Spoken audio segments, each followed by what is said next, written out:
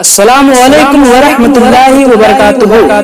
दोस्ताने मोहतरम, बहुत बड़ी और बहुत ही अहम खबर मैं आप लोगों को बताने के लिए जा रहा हूँ। दोस्तों, जैसा कि आपको मालूम है कि पिछले दिनों में इमरान प्रतापगढ़ी ने असदुद्दीन ओवैसी साहब के ऊपर कितना बड़ा इल्जाम लगाया था कि ये बीजेपी की बी टीम है। इसके बाद राहुल गांधी ने यानी कि कांग्रेस के नेता राहुल गांधी ने भी बहुत बड़ा इल्जाम लगा दिया है कि असदुद्दीन ओवैसी साहब पैसा लेते हैं बीजेपी से। मेरे दोस्तों, मैं आपको पहले वो दोनों वीडियो दिखा देता हूँ, इमरान प्रतापगढ़ी की और राहुल गांधी की। उसके बाद में असदुद्दीन ओवैसी साहब ने भी जवाब दिया है और क्या कहा है, मैं आपको उनका पूरा वीडियो दिखाऊंगा। आपसे गुजारिश है कि हमारे साथ इस वीडियो में आखिर तक बने रहें। इसलिए अब वीडियो पर क्लिक कर दिए हो तो वीडियो को आखिर तक जरूर देखें। मेरे प्यारे, इस वीडियो को आप पूरा जरूर सुनिएगा एक बार। अगर वीडियो पसंद आए तो लाइक शेयर सब्सक्राइब जरूर करिएगा। मेरे दोस्तों, पहले आप ये वीडियो देख लीजिए। जहां भी कांग्रेस पार्टी चुनाव लड़ती है वहां पे जादू से एमआईएम के कैंडिडेट आ जाते हैं। तो ये भी एमआईएम वाले लोग पैसा लेकर 24 घंटा बीजेपी की मदद करते हैं। बीजेपी पैसे देती मजलिस को। राहुल गांधी, तुम नहीं जानते हम लोगों को। हम रसूल अल्लाह सल्लल्लाहु अलैहि वसल्लम की उम्मती हैं। हम उनके गुलामों के गुलाम हैं। और जमीर बेचना, ईमान बेचना दौलत के लिए हमारी फितरत में नहीं है। शायद तुम्हारे साथ जितने हैं वो करते होंगे। बीजेपी से पैसे लिए बोल रहे हैं तो याद रखो, आज अवाम में बोल रहा हूं मैं। रसूल अल्लाह सल्लल्लाहु अलैहि वसल्लम की मस्जिद नबवी में था मैं। जुम्मे की नमाज पढ़ के निकल रहा था तो एक साहब ऐसी बोले, मैं उनका हाथ पकड़ लिया। मैंने चलो रसूल अल्लाह सल्लल्लाहु अलैहि वसल्लम के सुनहरी जालियों के पास तुम खड़े रह के बोलना ये बात।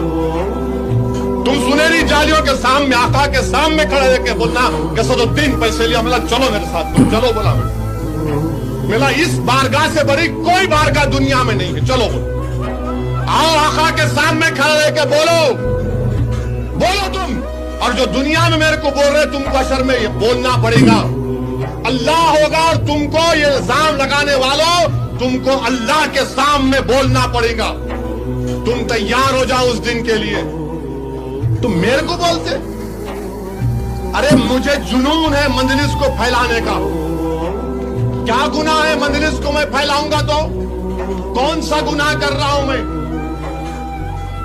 पैसे लिए।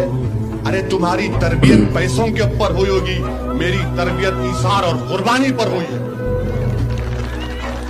हमेशा हमारे मरहूम बाप और अल्लाह मेरी अम्मा को अच्छा रखे, हमेशा मेरी अम्मा सोने से पहले सिखाती थी। आज भी वही बोल कि अल्लाह पे नजर रखो, अल्लाह पे नजर रखो, अल्लाह से उम्मीद रखो।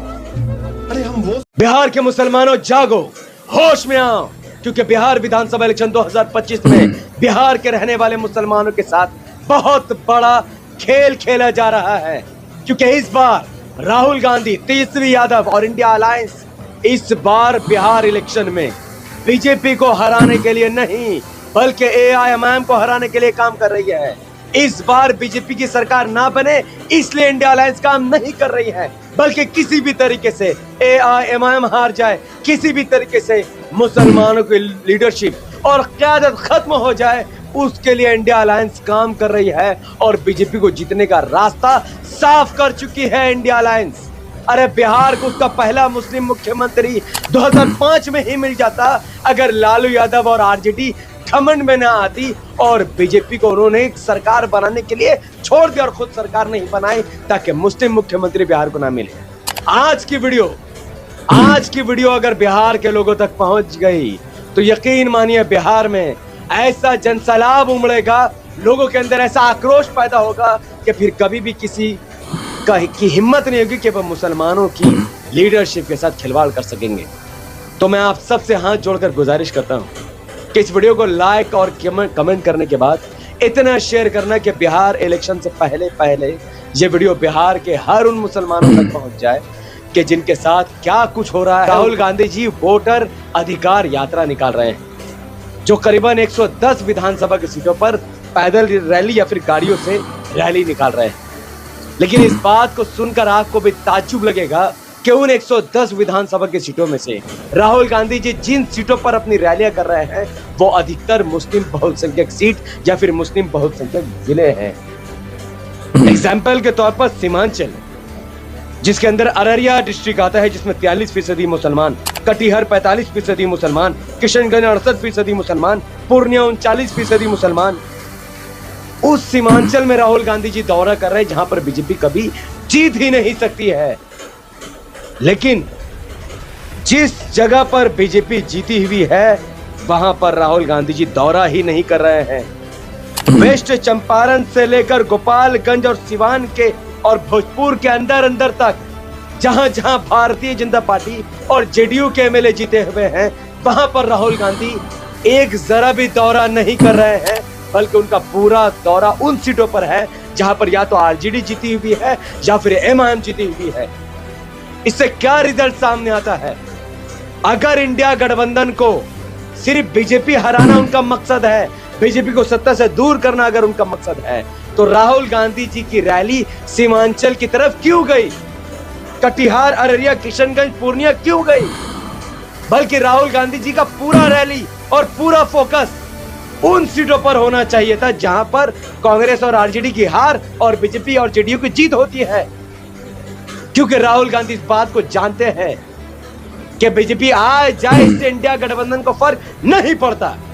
इंडिया गठबंधन को इस बात से फर्क पड़ता है कि किसी भी तरीके से एमआईएम ना जीते, किसी तरीके से एमआईएम किंग मेकर ना बन जाए, एमआईएम किंग मेकर बनकर सरकार ना बना ले, मुसलमानों का लीडरशिप खड़ा ना हो जाए।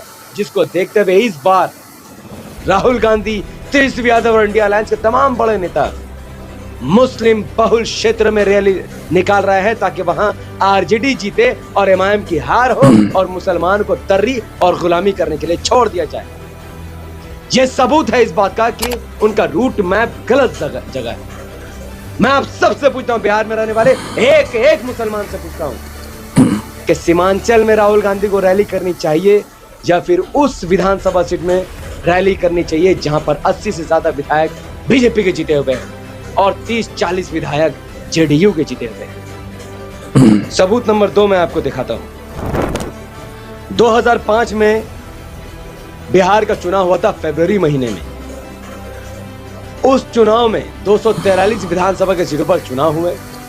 उन 243 विधानसभा के सीटों में आरजेडी ने 75 सीटें जीती थी और बिहार की सबसे बड़ी पार्टी बनकर उभरी थी, जबकि Janata Dal United 55 seat, Bharatiya Janata party 37 seat, LJP 29 seat, Congress 10 seat और बाकी अन्य पार्टियों ने का खाता खुला था। बिहार के 2005 के विधानसभा चुनाव में आरजेडी अगर चाहती तो आरजेडी एलजेपी के साथ मिलकर, कांग्रेस के साथ मिलकर, सीपीआई और सीपीएम और अदर पार्टी के साथ मिलकर गठबंधन से सरकार बना सकती थी और जेडीयू और बीजेपी को सत्ता में आने से रोक सकती थी। लेकिन सवाल यह है कि 2005 के बिहार विधानसभा चुनाव में आखिर आरजेडी ने सरकार क्यों नहीं बनाई? क्योंकि जिस एलजेपी के पास उस वक्त 29 विधानसभा की सीटें थीं जो किंगमेकर बनने जा रही थी, उन्होंने एक डिमांड सामने रखी थी। उन्होंने कहा था कि हम तभी समर्थन करेंगे जब बिहार को एक मुस्लिम मुख्यमंत्री दिया जाएगा। आरजेडी और कांग्रेस को यह बात इतनी बुरी लगी कि उन्होंने एलजेपी का समर्थन लेने से ही इनकार कर दिया और आखिरकार आरजेडी ने तमाम पार्टियों के साथ मिलकर सरकार बनाना जरूरी नहीं समझा और बीजेपी और जेडीयू के पास इतनी सीट नहीं थी कि वो सरकार बना ले, क्योंकि एलजेपी बीजेपी को समर्थन करने को तैयार नहीं